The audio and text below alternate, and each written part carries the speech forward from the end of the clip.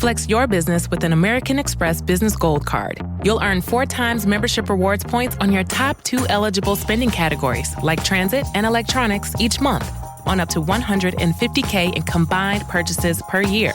Plus, you can now earn 3 times membership rewards points on flights and prepaid hotels booked on AmexTravel.com. Terms and points cap apply. Learn more at americanexpress.com/business-gold. Amex Business Gold, built for business by American Express. This episode is brought to you by Amazon. Sometimes the most painful part of getting sick is the getting better part. Waiting on hold for an appointment, sitting in crowded waiting rooms, standing in line at the pharmacy, that's painful. Amazon One Medical and Amazon Pharmacy remove those painful parts of getting better with things like 24/7 virtual visits and prescriptions delivered to your door. Thanks to Amazon Pharmacy and Amazon One Medical, healthcare just got less painful.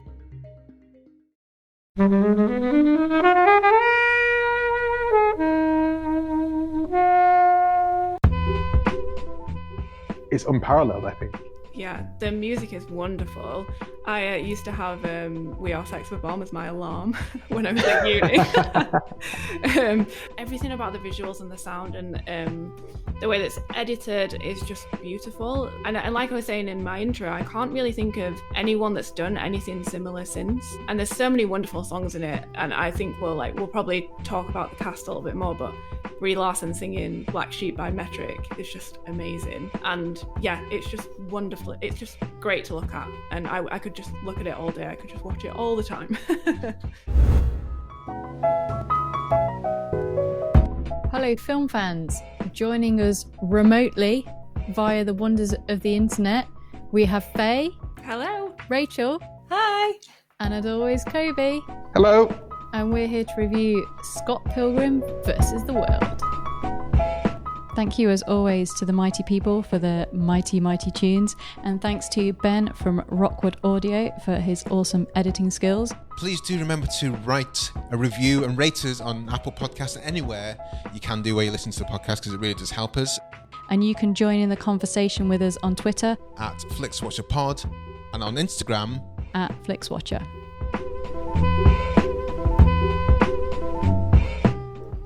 Hello and welcome to this episode of Flixwatcher Podcast.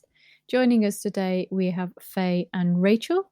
If you would like to say hello to our listeners and tell them a little bit more about who you are and what you do, please. Yes, absolutely. So, hi, I'm Faye. I am one half of Her Dark Materials, which is a podcast where we're reading through and discussing the His Dark Materials books by Philip Pullman, a chapter at a time, spoiler free. And we're also covering the TV show when that's out. Yep, Faye said it. Pretty much what it is that it says on the tin. So what is it about the books? Because don't shoot me, but I've never read them and I've not seen the TV series. So what is about the books and what made you decide that you want to do a podcast about it? So the reason why we decided to podcast about it was because Rachel had read them when she was young and she's read them quite a few times, and I'd never read them up until last year when Rachel recommended them to me. And so we wanted to come at it from a place of, I've only read them once and I also read a lot of books and have a terrible memory, and Rachel's read them a bunch of times, so we kind of wanted to come at it from that angle.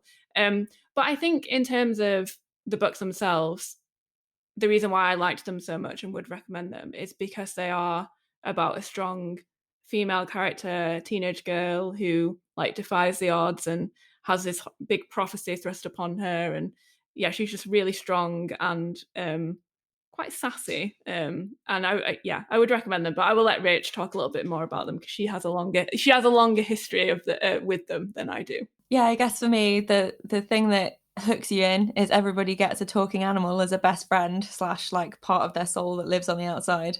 And that's like the thing that hooks you in as a kid. You're like, I want a demon. I want an animal friend. That's great.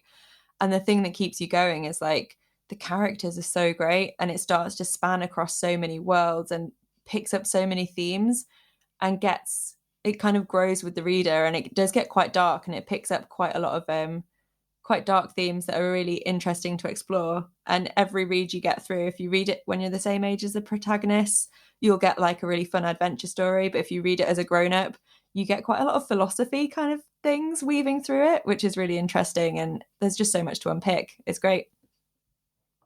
Obviously, you've thought about your demons. You probably talked about it in your in the TV show, in your podcast. Are you able to tell us what your demons would be and their names? Yeah, so mine is a duck, because I haven't actually named it. I need to name him. But the reason why I think mine would be a duck is, well, my last name is Ducker, for one, which is great for that. But it's a strong northern name. Good. Yes, it is. Yeah.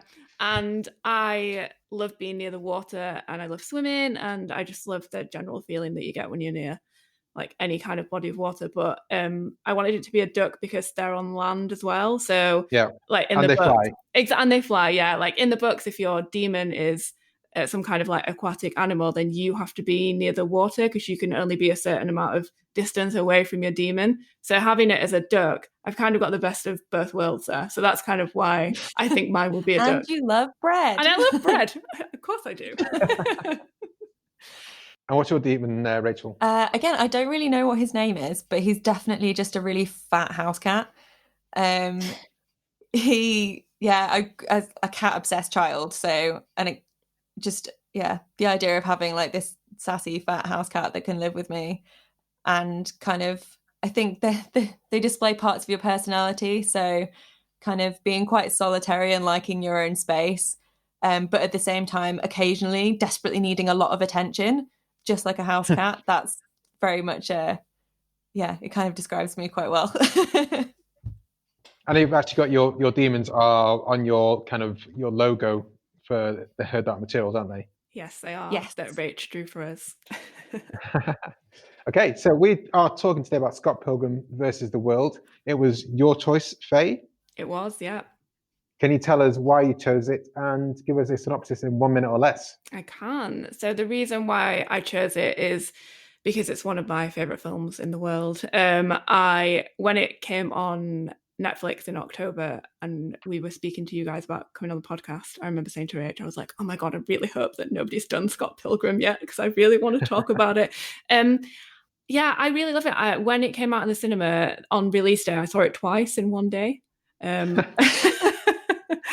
I saw it at like midday and then again at like 10 o'clock at night, and I loved it so much.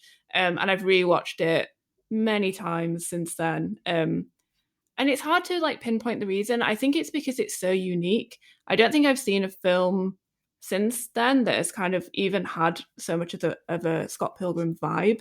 And I love the little Easter eggs. There's lots of like video game references and pop culture references that I really enjoy. But yeah, like I said, it's one of my favorites ever. So I was very pleased that nobody had picked it yet. So what happens in Scott Pilgrim? Time it starts now. Okay, so Scott Pilgrim, it's about a guy called Scott Pilgrim. You might have guessed that already. He meets a girl called Ramona Flowers, who has 7 evil exes that he has to defeat to be with her. And I will just add, that's a general synopsis, but I will just add that he also completely screws over his own girlfriend in the process. Justice for Knives Chau. Have you read the comics that this was based on, Faye? Yes, I have. I read or anyone else, sorry. Yeah, I read them. It must just before the film came out, maybe a couple of months before. And I read them because I knew that the film was coming out, and because I knew that I would probably love the film. So it's been a long time since I've read them, but I do have the little box set that I'm gonna lend to Rach soon, so she can read them. Yes. I have not read them, and I will be borrowing that box set. It's a really good fun comic because one of the first things you see in the film is Scott playing with his band Sex Bomb, which is a great name. But in the book, I remember quite clearly, like actually gave you the chords to play the song. Yes. And and things like that. I was like, this is wicked. This is such a cool thing that I've not seen before. And each chapter is divided into each X. So each book is divided into each X that Scott has to fight. So it's a really, really cool kind of setup. Yeah. What was your relationship, Helen, before the film came out? So I saw this at the cinema. I hadn't read the comments, but big Edgar Wright fan. So obviously went to see this, and I think I was just really kind of blown away with kind of the imagination that he put in to bring a comic book to life. And watching it again, I think I'd probably maybe seen it a couple of times since, but not any time recently. I mean, he just really approached it in a really creative way. I mean, I haven't read the source material, but I kind of get the impression that, you know, it's kind of made with love and attention to detail, and there's a lot of really funny kind of bits in it as well, and it's really fast-paced and punchy and dazzling and zippy, and really focuses on kind of color and sounds. You know, there's not really any kind of silence visually or with music. However, there are some problems watching it now, which I'm sure we'll talk about. But I remember when I saw it at the cinema going, what the fuck was that? What just happened? And what, in a positive way or kind of negative? Yeah, in a positive way, in that basically I felt that I'd kind of like been thrown around and bashed around, and like game coins had been thrown out of my head, and it was just kind of like this real assault of kind of colours and sounds and noises and pop culture all in one, in a good way. Have you seen this before, Rachel? I've seen it a few times before, but I've never seen it on the big screen. I didn't get that cinema experience with it. And it seems to be one of those films that people would put on when you're just like hanging out with your mates and the evening's winding down and we're like, oh, let's put a movie on. And it would quite often be Scott Pilgrim. So I think part of that is the strength of the soundtrack. Because if you don't have the energy to concentrate on it, like the soundtrack will carry it through. But if you do, then it is just this visual spectacular. So like, yeah, I just remember it as being that film that people would just stick on when the night was winding down. I think I had a bit of a different experience to yourselves. I went to see it because huge fan of Spaced and Edgar Wright. I don't think he's done any real wrong for me so far. But when I came out of the cinema, I was like, I don't know what that was. That was a bit weird. I was kind of cool. But in a good way or a wrong way? Kind of a wrong way. It didn't really settle with me. So I didn't then see it I hadn't rewatched it, and then it came on Netflix like 2 years ago, maybe 3 years ago, and I rewatched it then, and I was like, dude, that was fucking excellent. That's such a really cool film. I don't know where my head was at the time, but it is. I can understand it. I think it's a bit of a hard concept to gather, and I didn't know about the source material, and then rewatching it again for this was like just even better. I think this is such a really kind of stunning film. And it is probably, thinking about it, it's probably my favorite Edgar Wright film. I think it's such apart from anything else that you normally get in cinema, and this preceded all the Marvel comic films and everything as well, didn't it? So it didn't have that kind of weight of cinematic universe. It didn't have that weight of trying to show things in this style. It was just like of its own piece. And nowadays, you know, there might be 7 different films, and that would be horrible. That would be horrible thing to do, because I think, like, I can't remember who said it, but the pacing was really, really tight and on point with it. Yeah. So what did you say? You said Justice for Knives. Faye, do you want to talk about that? Yeah. So when I watched it for the first time at the cinema when it came out, I remember just watching it and thinking, oh, cool, great film, amazing. And then watching it maybe a couple of years ago, because I've like rewatched it periodically, started to realize how much of a dick Scott is. Like, just like, yes, yeah, just like your general, like, he's got like such like fuckboy vibes. Like, I'm just like, oh god, yeah. So when I say like Justice for Knives, like, especially watching it yesterday and like, I suppose paying a bit more attention, like making notes to talk about it and stuff, I was like, oh my god, so basically Scott cheats. He's with Knives, who is also 17, and he's like 22, 23, which is she's still in school, which is a bit weird. Problematic. Yeah, a bit problematic. And he, for the first bit of the relationship, he's kind of in it, but you can tell that she sees rebound basically from envy, and it's really apparent. And then he meets Ramona, and then that's it. Then he kind of just completely forgets that Knives exists. She like shows up at the door being like, you were supposed to meet me half an hour ago, where were you? And he completely leads her on, and then cheats on her with Ramona, and then that doesn't really get resolved, and he kind of, I can't even remember if he has an apology at the end. If he does, it's very half-assed. And yeah, I'm just like, God, you're a dick, man. And I didn't realize this when I first saw it. Yeah, but yeah, Knives, bless her heart. Like she's just trying to live her life. Like, and she's so sweet. And yeah, I just feel for her. It's kind of weird because when you first see that him and Knives, you think it's kind of very innocent, and he's not. I mean, one of the jokes was like, "What base have you got to?" And he was like, "Oh, we nearly touched hands once, but then I think she got scared." Yeah, and you think there's like this over innocence about it, but it's not. It's just almost like he needs someone there as a pet. Yeah. But he doesn't really feel for her. And when everyone says, "Okay, it's great you met Ramona, but you have to be fair to Knives," and he kind of drags his heels about it.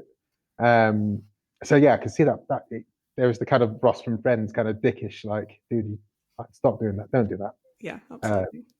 There's also, maybe I missed it, or maybe I'm taking it a bit too seriously. It's kind of slightly a little bit culturally insensitive as well in some points, which I know, I don't know, maybe I just dazzled by the flashing of it before, but rewatching it again, it was like, I'm not quite sure this would get made, or there'd be certain bits that were edited out in that. So it was kind of interesting to see bits like that kind of pop up, which obviously had completely gone past me. And the whole kind of thing with being a vegan was kind of interesting. Yeah, you wouldn't do it now that way. That was a big joke. Yeah, I think you'd have a real fight on your hands to kind of push through those jokes. So watching it now,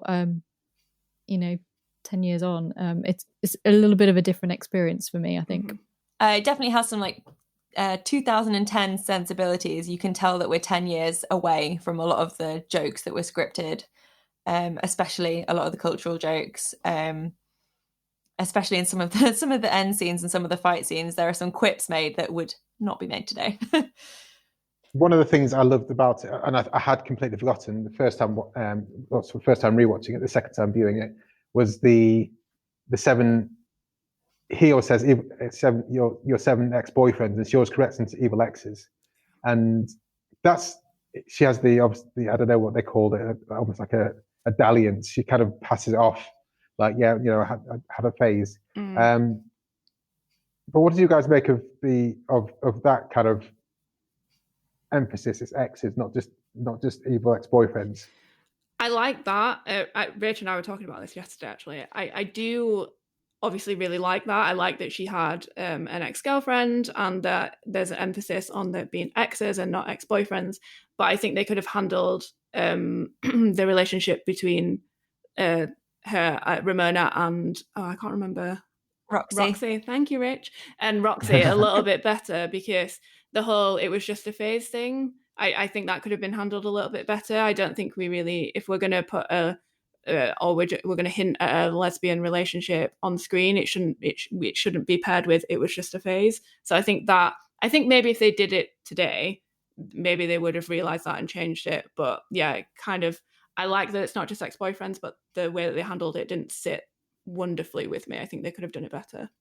I kind of also find like the whole kind of thing with Gideon and being controlling a lot more uncomfortable than I kind of did then. I think sort of watching this when you're a bit younger, and now I'm much older, you can kind of sort of see yourself in sort of, idolizing those people who are no way good for you, and it kind of it's a weird kind of platform that he's put on to be, and the way she sort of talks about his hold over her, etc., kind of made me feel a little bit uncomfortable this time round.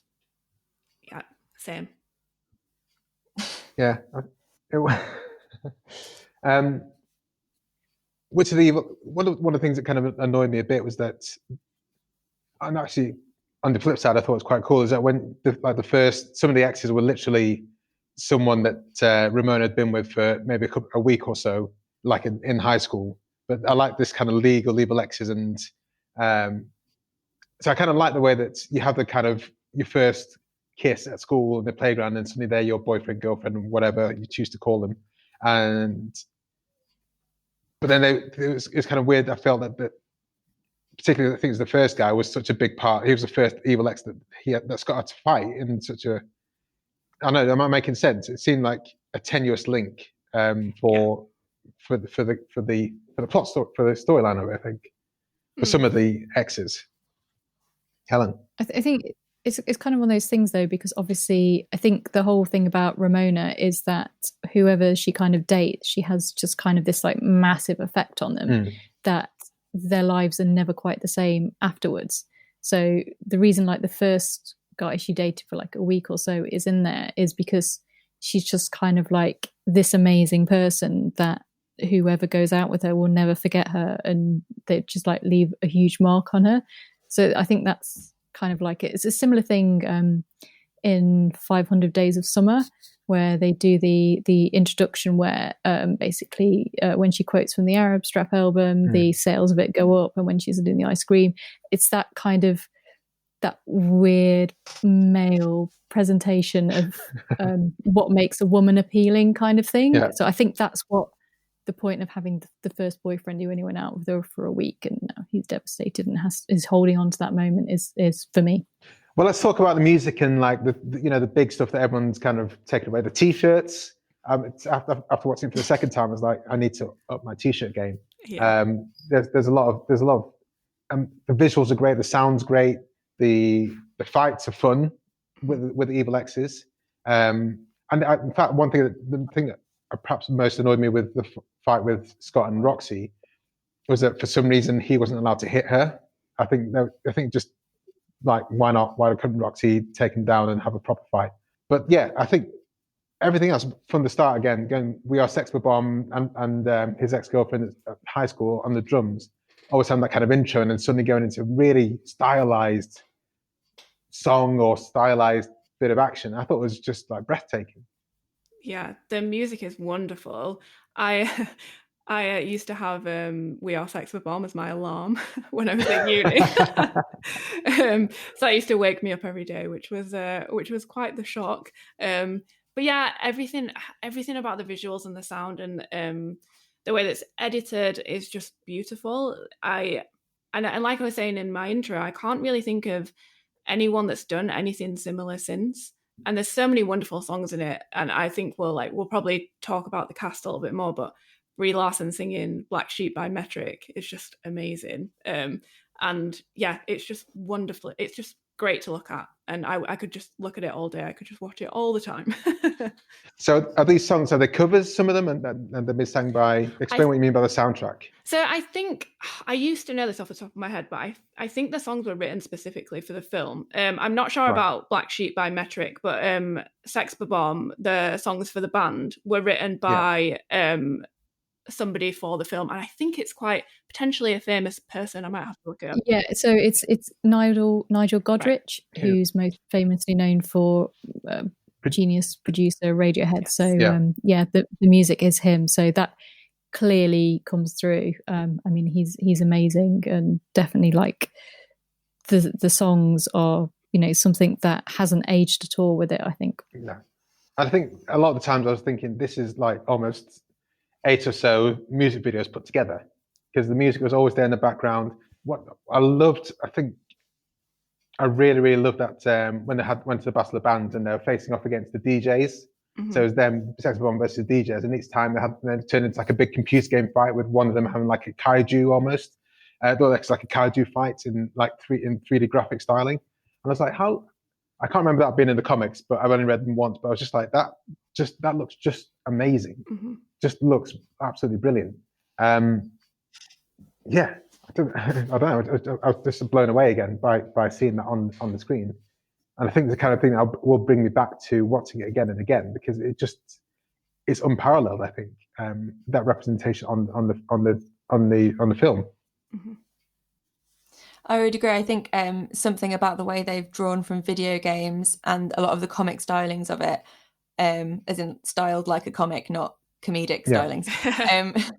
That really helps the film not to age badly, because it's so hyper stylized. You've like the bad CG isn't bad or 2010 or dated because it's so deliberately drawn from a source point.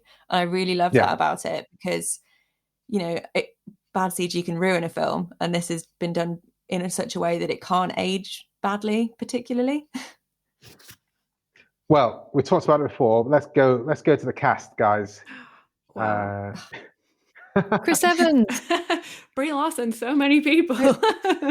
Yeah, Alison I always Pill. forget Chris Evans is in this, and then when I watch it, I'm like, oh yeah, Chris Evans is in this. He's always welcome in any film. But yeah, I mean, it's a huge cast, isn't it? And Brandon Routh as well. Anna Kendrick. I can't remember which one. Aubrey Plaza. Anna Kendrick. Yeah. I think that Mary Elizabeth Winstead. Yeah, I think that he kind of lucked out with the cast, because a lot of them, they weren't massive stars back then. I remember knowing who Anna Kendrick was because I think she was in Twilight by that point. And I think Aubrey Plaza, I think maybe Parks and Rec was a thing then. No, it hadn't started then. Is it not? So I remember recognizing Aubrey Plaza, but not really knowing where she was from. And like same with Chris Evans. Obviously, we know Michael Cera. But even like Kieran Culkin is so good in that film. Like he is amazing as Wallace. And Brie Larson obviously went on to win an Oscar and is also great in the film. And I just think he really looked out with that cast, because they were just on the cusp of doing the great things that they have now done. And he managed to get them all just before they did that. When they were still cheap. Yeah. And one thing that's really important is that a lot of these cast members were only there maybe for a tenth of the shoot. Mm-hmm. Michael Cera was probably the biggest cast name there, along with I think Jason Schwartzman, after doing Wes Anderson films. But Kieran Culkin was always, to me, like, until Succession was like, it's Macaulay's brother. He never really had his own identity, but he's great in this. And then go further down the line, Michael Cera, another Michael Cera link is Mae Whitman. Which one's Mae Whitman? Mae Whitman was Roxy, and she played Anne in Arrested Development. Who? Egg. Yeah, exactly. Yam is my favourite one. Her. Which is such a dark storyline in that TV show. Yeah. But yeah, Brandon Routh, like you said, what has happened to Brandon Routh? I don't know. You make one so-so Superman film and no one really cares about you anymore. Oh, yeah. Yeah, bless him. But it's a decent cast. And Aubrey Plaza, I think that must be the first time I saw her. She's really cool in it as well. Yeah. Everyone's really cool. I mean, everyone kind of looks cool, and they're wearing cool clothes for 2010, and they've got like funky fringes, and I knew lots of people who kind of looked like that at that time and everything. So it's got such its own look. You couldn't mistake it for anything else. I also love the names a lot of the characters have. I think Knives is probably one of my favorite character names in anything. Yeah. Knives Chau. And even things just like Young Neil. Young Neil. Yeah. Which they call Neil Young at one point. So I don't know if I'm going to say. Yeah, there is one point where they do call him Neil Young, which I don't know if it's a mistake or whether they left it in, but it was. Yeah. It's a funny one. It's a funny. Is there anything else, guys, you want to talk about before we head to the scores? I think I'd like to give a shout out to the female characters, because I think so like Alison Pearl, Anna Kendrick, Aubrey Plaza, Mary Elizabeth Winstead. The cast is great, and I think the female cast is really great. There's a lot of really comedic women in the film. Like Alison Pearl's delivery is amazing. Brilliant. Yeah. And Aubrey Plaza's hilarious. And so is Anna Kendrick, like being the coffee shop sister. She's great. So yeah, just a little shout out. And the actress that plays Knives Chau, I can't remember her name, but I know she's in Glur now. Helen Wong. She's in Glur now, isn't she? And she's really good. So yeah, I just wanted to give a shout out to the women, because I think they do a great job. I think that one of the things that cracks me up the most is when the drummer Alison Pill, she's like, "Oh, they've got a female drummer," and she just freaks out before going on stage the first time. Yeah. And Ellen, I think Justice for Ellen is right, because she's such a cool character, just full of. I know you're at high school and it's your first love, isn't it? Mm-hmm. And you're kind of enveloped by someone who's older and supposed to know a bit more, but she just plays Knives with that amazing kind of heart in the sleeve. And I'm glad she's doing Glow now, but she hasn't done that much that's kind of broken through since then. No. So I'm glad she's doing more now. Yeah, same. And also Knives kind of reminds me of myself in a way, like you were mentioning about like first love and trying to fit in. Like, and when I was younger, I was always on the, like, I liked the kind of music that like Sex Bomb play, like more like on the alternative side of stuff. And like, I can just remember myself like getting into that kind of music because there was a boy that I liked that was into that kind of music. So like her journey of then like dyeing her hair to be a bit like Ramona and like the jealousy that she goes through, it just like really resonated with me like when I was that age and would do very similar things to Knives. And so I think that's why there's a massive soft spot for her. But yeah, I think Helen Wong does a really good job of playing that. Ellen Wong, yeah. Okay, let's head to the scores, guys.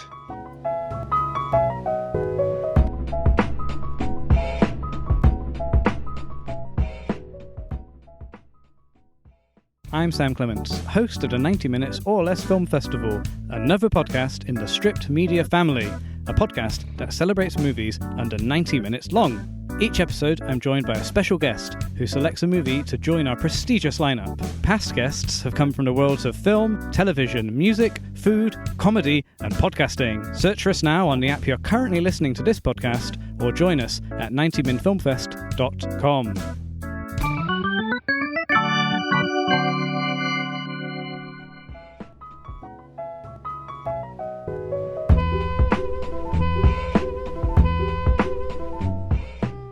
Welcome to the Flixwatcher scores. All of our scores are out of 5.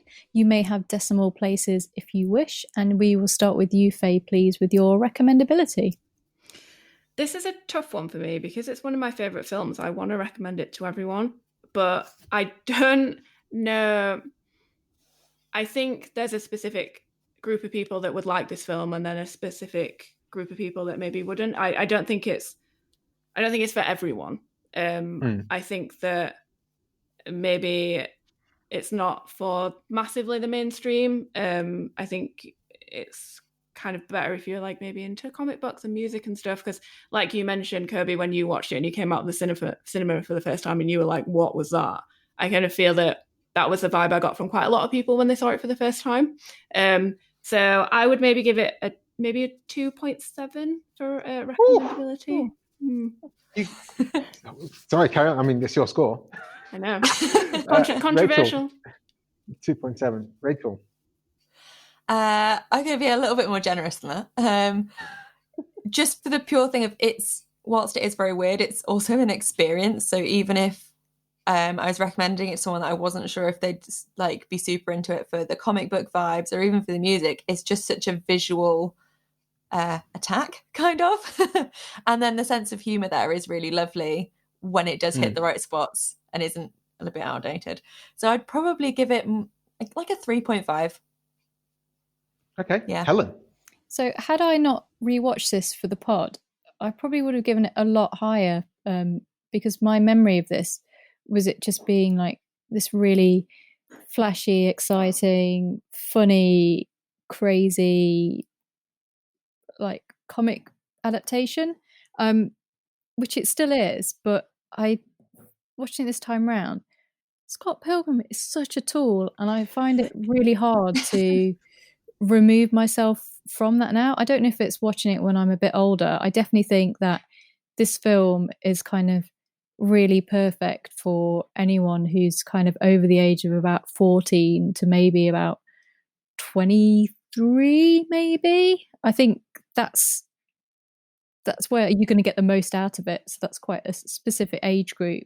And yeah, there was just some things didn't quite sit with me this time round. And I think some people watching it for the first time now would not be able to forgive that had they not seen it 10 years ago and had like kind of the relationship with it when they first saw it back then when things were a little bit different. So it is visually stunning and there is a lot to enjoy in it, but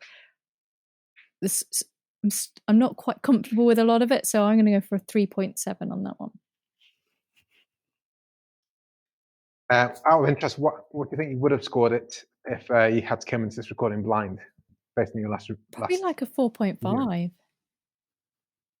I really, when you recommended it, I was like, oh yeah, I've not seen that in ages, and Remembered lots of bits about it that I found funny and thought were really smart and clever. And then, I don't know, there's just something about, I think it's more Scott Pilgrim is probably the character I have the most kind of issues with, and his treatment of knives, and just, I don't know, just something about Michael Cera playing him just made me just feel a little bit uncomfortable, which is really weird because when it came out, I thought, great, this is another Michael Cera film. I'd seen quite a lot of them when he kind of moved out of Arrested Development, but I don't know, a bit weird.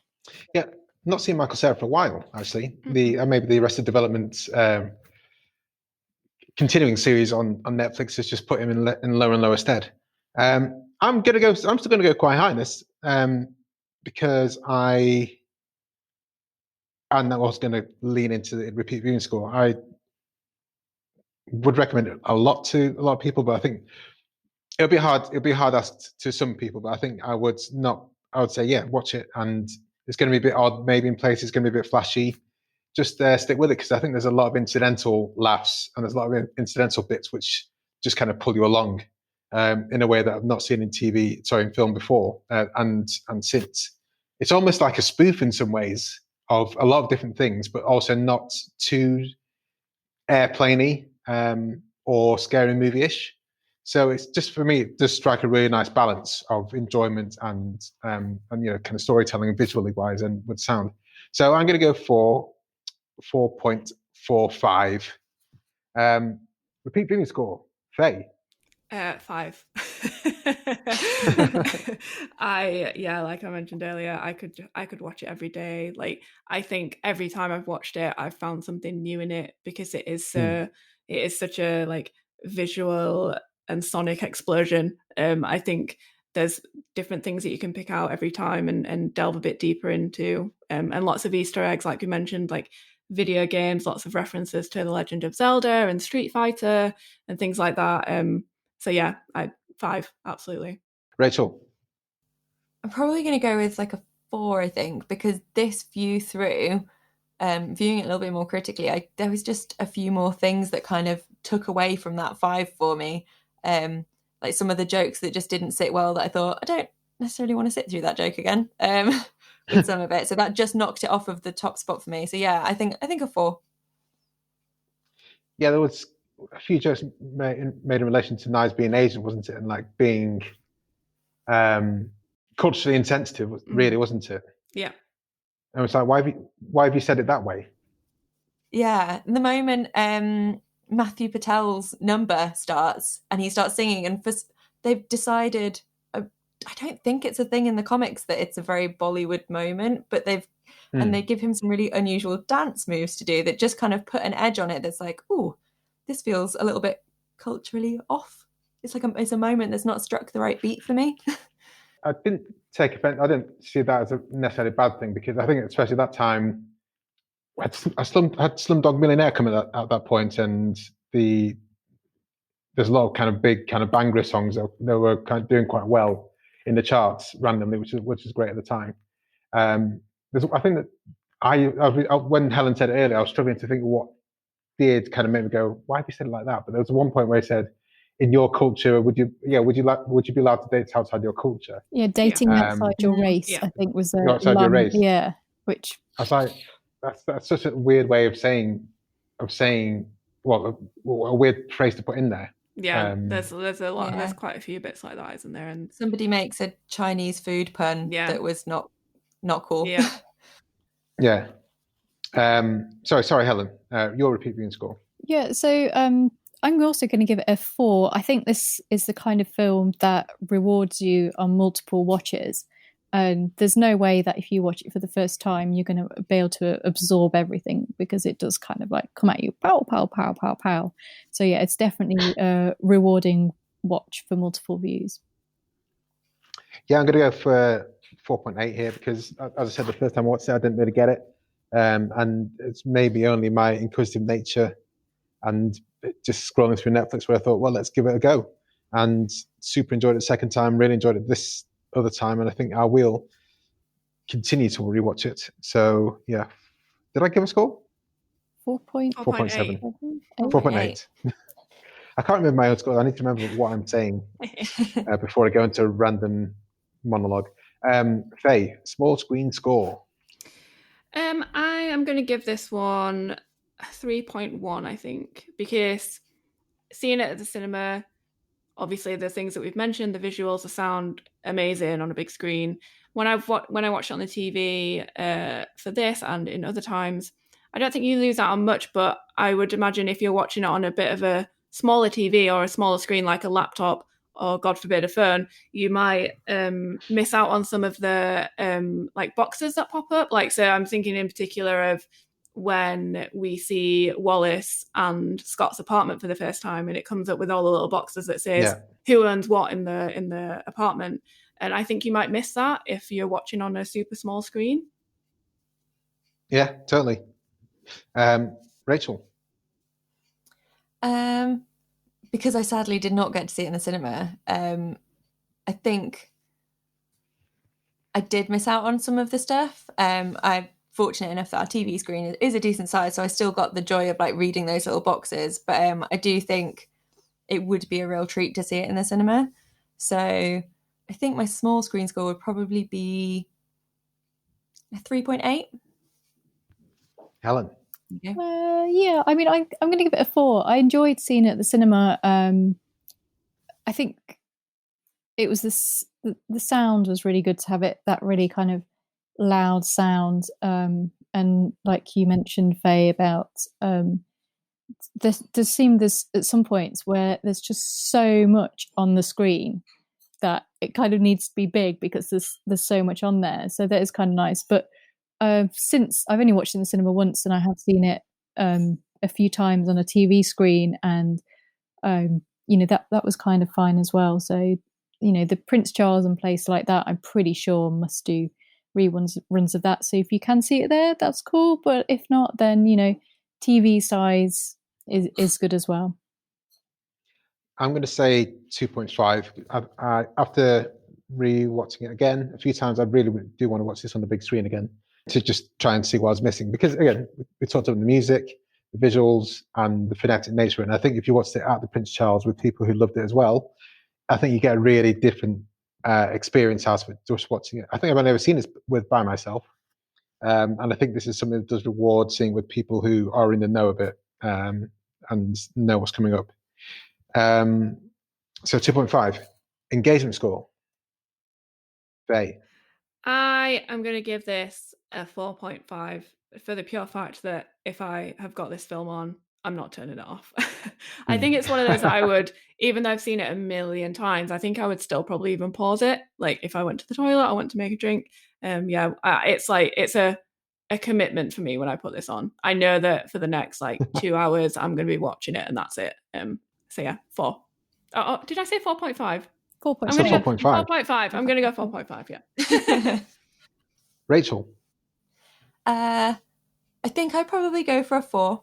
It's not like the most gripping thing in the world on multiple viewings, but I do love that it is like a video game. It's lots of smaller fights leading up to a boss fight. So there's always a little moment occurring. There is always a little, you're waiting for the next Evil X to come along. And that's really nice. And it keeps you, and the humor kind of keeps you engaged, but it's not, I'm not super invested in Scott getting what he wants. So I'm not engaged for that reason. So yeah, I think, that knocks it off the 5 for me. I think it's a 4. Helen. Yeah, I'm going to go with Faye and do a 4.5. I mean, it's one of those films, because it's so loud and in your face, it's hard not to, be drawn to the screen. But this time around watching it, I was traveling at the time and ended up watching it in maybe 2 or 3 goes. So it can't be anything higher than a 4.5 if I didn't sit through it completely engaged in the one sitting. But yeah, I think if you're kind of watching it and you're prepared and you've entered that world it's set in at the start, there's no way that you're going to be kind of bored, because it is it's approaching 2 hours. I think it's 1 hour 52, and it kind of doesn't feel like that because of the pacing and everything that's kind of coming at you from all of your senses. So once you've kind of got used to that, you're kind of in the zone. You're in the Scott Pilgrim world. I'm going to go for 4.8. Yeah, because I think tying with the small screen score, because there are things come up on the screen that you don't need to pay attention to, but it just does help if you're kind of vested in reading the tidbits and how many coins how many points they get when when the evil X's are disposed of and things like that. I thought it was really fun, and those kind of things just do really help. And you have, like I say, it's not spoof, but it's kind of spoof where you have like Scott jumping through the window and really quick camera tricks that you'd miss if you're not really paying attention. And that's outside of it being super flashy. I think it's going to be 4.8, and that gives us an overall score of 3.95938. Nearly let's a head 4. to Twitter. Nearly 4. Let's head to Twitter, guys. And before every recording, we ask people, hey, we're reviewing Scott Pilgrim.Vs the World with Rich _makes and Faye Lee. How do you say that? Faye? Faye Lee. You got Faye it. Lee, okay. Yep. From Hates the End Pod. Have you seen it? Tells your thoughts for an on-air shout-out, and tell your score out of 5, and give us your thoughts for an on-air shout-out on Flixwatcher. We had quite a big response here. Let's go for your first, Faye. You take the top one with Retro Ramble blog, please. So Retro Ramble blog said, a complete audio-visual treat with a great cast on top form. Shame it didn't get the reception it deserved. And then they've given 4 bombs. 4 bombs. Nice. I mean, that's also... Then. That is also true. It didn't get that kind of fanfare, did it? No. And I think a lot of people are taking this on board in repeat viewing and on small screen. I don't think people knew what it was when it came out, because I don't think, especially particularly in the UK, that the comics were that big. And I think I went to see it purely on Edgar Wright, and I think it's basically built up its fan base a lot more when it came out, like after on DVD, back in the day of DVDs and things like that. When people who maybe weren't even old enough to go and see it, or maybe it didn't have quite a wide release. So I just think that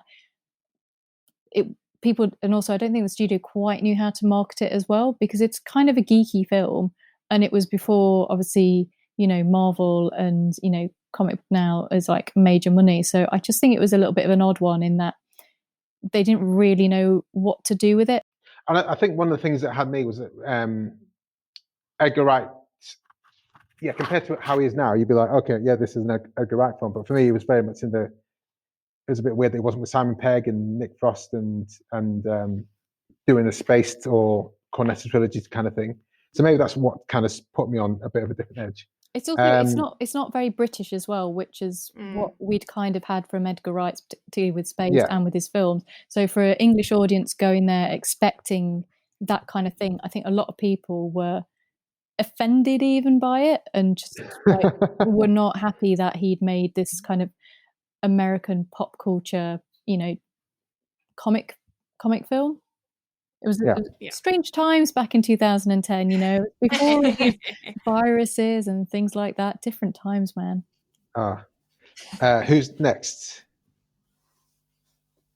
The Movie Journey podcast, formerly IMDb Journey, say a fun and entertaining ride from Edgar Wright with some fresh editing/directing techniques and a great soundtrack. 4 stars. Court 45, the movie podcast, has provided us with a gift from Anchorman, so not Scott Pilgrim one, where they're jumping up and cheering. So I assume that is a positive reaction from them. I would assume. We have to say 5 out of 5, fam. Was their score. Oh yeah, there we go. Yeah, a slightly odd order. And the last one I have here is Nerd Lantern, or at Nerd Adonis. Back to you, Faye. Yeah, I can do that one. One of the truly greatest comic book movies ever made. Now that's comic book movies, not just superhero movies. And well, it didn't give a star rating, but I would assume it's quite high. I did chase them up on that. Have we got one more? Yep. The last one is from Scheitgeist at ScheitgeistPod. It kind of whelmed me first go round, but so glad I rewatched it. Loving tribute from a pop culture visionary, perfect material for Edgar to make right. And also there with the 4 bombs. Nice. Great minds think alike, maybe. Guys, can you sign off by telling us where we can find you online and your podcast? Yeah. So I'm Faye, one half of Her Dark Materials, and you can find us on Twitter, Instagram, and Facebook at HDM Pod. And you can listen to us if you just search Her Dark Materials in any of the podcast apps that you might use, and you'll find us. Such as the one you listen to now. Basically, if you listen to a podcast, then just stop for a second. Get to the end. Yeah. We What I'm want saying, it all use the way this. through on our ratings. What I'm saying is you don't need to go to a different podcast app. Just use this one. That's fine. Yeah, exactly. Thank you very much, guys. Thanks for coming on. Thanks for having us. Bye. Thank you. Bye. Enjoyed this episode of Flixwatcher podcast? Why not leave us a 5-star review on iTunes? You can also follow us at FlixWatcherPod on Twitter, and we're at FlixWatcher on Instagram. Thanks as always to the mighty people for their mighty, mighty tunes, and Ben from Rockwood Audio for his awesome editing skills. If you're looking to get your podcast edited as sweet as this, get in touch with Ben, and that's Rockwood, ROKK Wood Audio. Tell him Flixwatcher sent you.